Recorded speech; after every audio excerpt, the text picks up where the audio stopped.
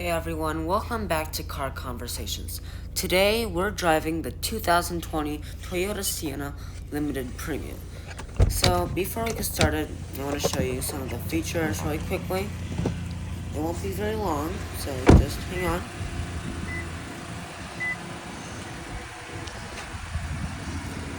Front end looks kind of minivan-like. It was updated a couple years ago.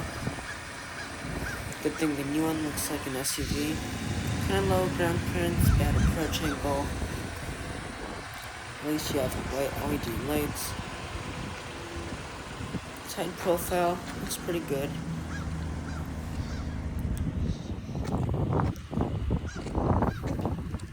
Doesn't look very special from the back. A little bit bland. Manual lift up for the trunk, surprisingly. At least it is still power. Lots of space. 39.3 cubic feet. Humongous cubby that can accommodate the middle seat. Seats are a little bit heavy to put down. Still can do it. And then you just push the button.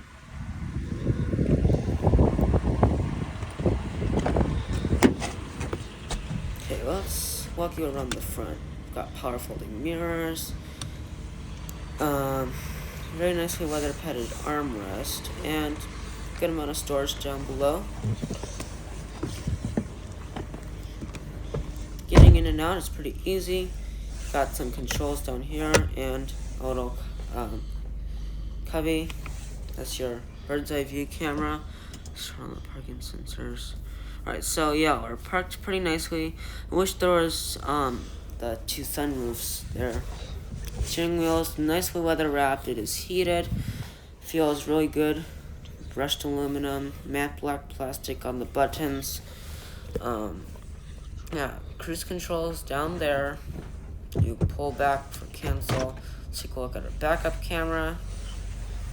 Kind of low resolution. You have a 360 view. You can change between three different views. You also have an automatic camera. Outdated looking screen. Pretty simple. Can be unintuitive. Those are your physical climate controls, and you have a large space down below with heated seats and more cup holders. You have two more cup holders, and you have a nicely felt lined compartment. Let's take a look at the second row. So you see we can fit our groceries back here. Lots of room. I have a little grab handle. Let's see if I can step over these groceries. Alright, yeah, pretty comfortable. Yeah, I would like to sit in the front seat, but this is not too bad. Got cup holders. Other options will include a console, automatic one-touch and down windows for all four. We're not going to go into the third row today, but I'm gonna say it's pretty roomy. So throughout this video, I'll be talking and not talking. Yeah, so pretty straightforward, but let's go ahead and take it for a drive. Under the hood of the Sienna is 3.5-liter naturally aspirated V6. This produces the class-leading 296 horsepower and 263 pound-feet of torque. This is all mated with an 8-speed automatic transmission. If you want to see the transmission evaluation, you have to see my other driving video. Not the night drive, but the day drive. Fuel economy is acceptable. 19 in the city, 24 on the highway, and 21 combined. It's not the best in the class, but that's okay. But let's go ahead and take it for a drive. Alright, finally taking it out for the drive. So, steering is pretty pleasing. Not the most pleasing to drive. Yeah, that's about what I can say about this. The driving needs a little bit of work. Steering is just right. I really like the steering on this. Acceleration is zippy. There may be some artificial noises. But yeah, once you rev it higher, maybe around 3,500 RPM, it'll sound great. So there's our automatic camera. It has guidelines. Turns off at around 7 miles per hour, 7, 8. Not completely sure about that, but at least it's there. You can turn it off if you want to. But yeah. So it's pretty quickly. Turn signal noise is well, it's not that loud. You know, that clicking when you turn on the turn signal. Alright, so we're going to get on an entrance ramp and step on it a little bit. Maybe not floor it, there's some people in front of us. We may get it to around 5,000 RPM. Yeah, so it gets up to speed very, very quickly. Yeah, that's why it is the class leading power, class leading speed. And here we go. Yeah, passing on the highway, passing on the right, speeding up. 263 pound-feet of torque may not be the most, but still enough for us.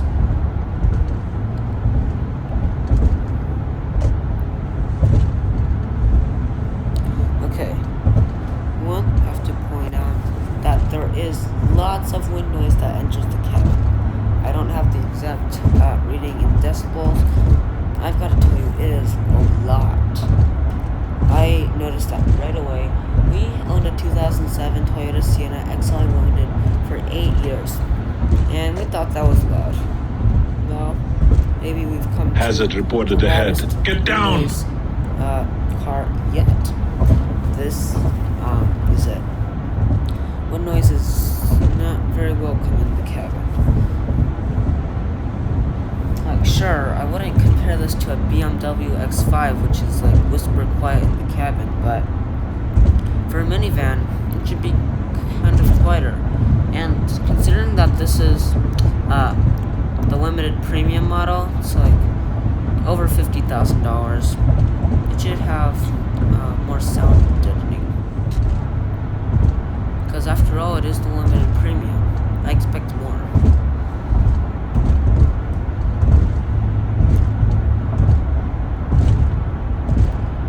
So we're going over kind of a bumpier part of the highway.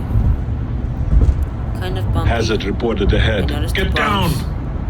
It has 18-inch alloy rims and 50 series sidewalls. So, yeah, I wasn't expecting much, but I've been in a car that has that. That's our other car, our Acura MDX. It has that, and the ride quality is a lot better. It's 11 years old, but like it's older, so it'll have worse suspension and all. But yeah, the ride quality on that is better than this. So that tells me one thing, that the ride quality on this lags significantly behind the competitors like Chrysler, Pacifica, Honda Odyssey. So I can notice the bumps and a lot of wind noise. Tire noise, though, is kept to a minimum. You're on Bridgestones. They do a pretty good job with the noise, so that should be good.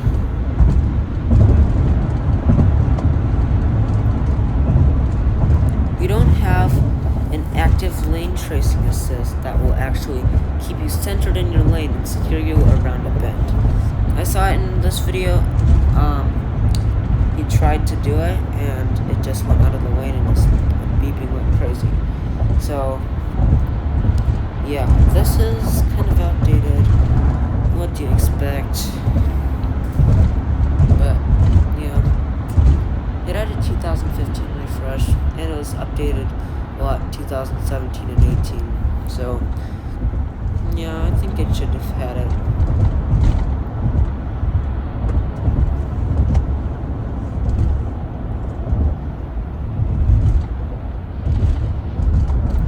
Brakes feel nice. Let's try the handling around this corner. Recommends 25 miles per hour. Whoa, it handles like a van. Yep, it handles like a van.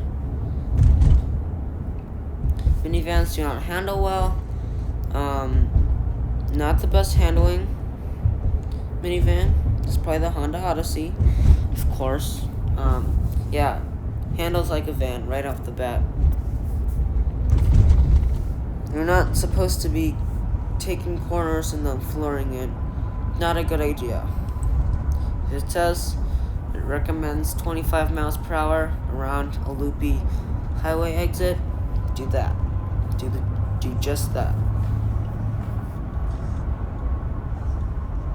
Cruising down a city road, though, not bad. Since we're going slower, there's not as much wind noise. Ride quality could be a little bit nicer. Tire noise is great. Yeah, it's pretty comfortable in the cabin. That girl could use some more lumbar support. Otherwise, good family hauler. And here's our automatic camera. So when we go to the parking lot, you'll see the guidelines and the surround view camera. Yeah, I like the surround view camera. It's pretty handy. I don't know many cars that can automatically turn them on when you get under 5 miles per hour. So I like that, actually. Could be more high resolution. The screen is a little bit small, 7 inches. So that might be the cost to it. I know the new Toyota Sequoia has a 14-inch touchscreen. And it has that same automatic camera, and boy, does it look great. Yeah, so this is 2023, if you're wondering. This is a used car review. So, yeah.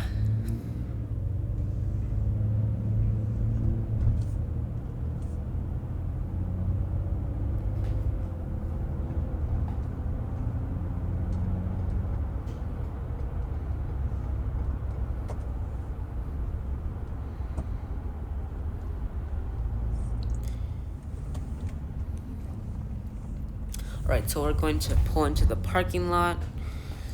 Let's see how it does in the parking lot, because this is a minivan, 201 inches in length. So, yep, those are the guidelines. They were yellow. Rewind if you haven't seen it. I'm totally fine with that. Not that I would know, but... Alright, here we go.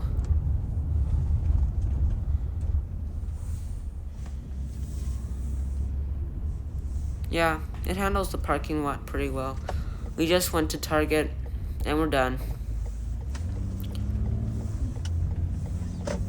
So the parking lot was kind of our turning radius test. It does have a turning circle of 37.8 feet, which is awesome. I think that's because the steering wheel turns so much. You can turn it so much. Whoa, okay. People in pickup trucks need to work on their driving habits.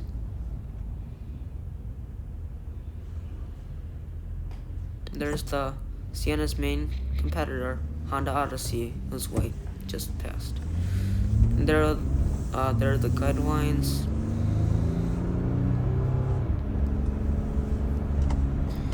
So if you have one of these and you're wondering how safely can I accelerate, I'd say 3,200 to 3,500 RPM.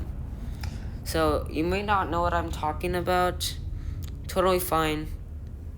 If you do, that's how fast you should accelerate. Really. These things can be a little bit lousy at times, so you should kind of step on it a little bit more. So our driver here is doing a good job of doing that. Yeah, you should do that when you're at a complete stop. If the person in front of you is a big semi-truck, maybe not. But if the people in front of you are moving, you should do that. I have good reasons to do this. So number one, if you're the first in line and no one's behind you, you gotta step on it because people are coming and you don't want them to do anything unsafe to pass you. Number two, you should just do it because, well, yeah. You need to move it a little bit more. People expect you to move it. not the semi-trucks, but you know what I mean. And, well, it's good to be safe. You can't go too fast, but you should go kind of fast. That's so that no one is waiting and waiting and waiting. If someone, like, behind you is going slow, or you are in a different lane and people want to pass, you don't want to be going just as slow, especially accelerating. So, that's the end of that conversation. It's a little bit hard to explain, so please forgive me if I have trouble explaining it. Alright, let's try the entrance ramp again. Now this is a loopy one. It's a little bit windy.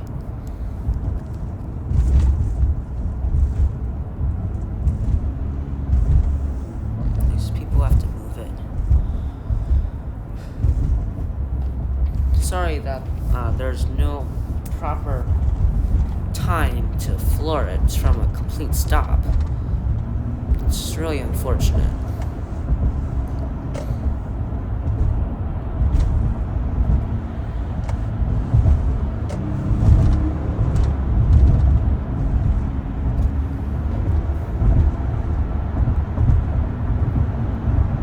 Comment down below if you can hear this wind noise. It's not pleasant. And going over these bumps, I can hear the tires. Anyone can, but just listen to that wind noise. It's terrible.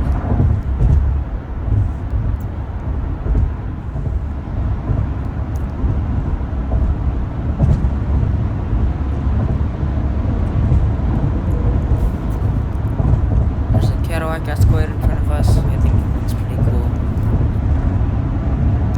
Okay, so I forgot to mention that we were evaluating the transmission earlier when we were on that entrance ramp. This has an 8-speed automatic transmission. It shifts smoothly, shifts kind of quickly. Yeah, so this shares the transmission with a Highlander and a couple other cars. Yeah, like the RAV4. So you can kind of feel the shifts. It's not that bad, but you just know when it's shifting. Let's put it that way. So it can be, well, you can notice it sometimes. You can see it shift on the tachometer. You can hear it shift with your ears. You know, not the smoothest, but still pretty good.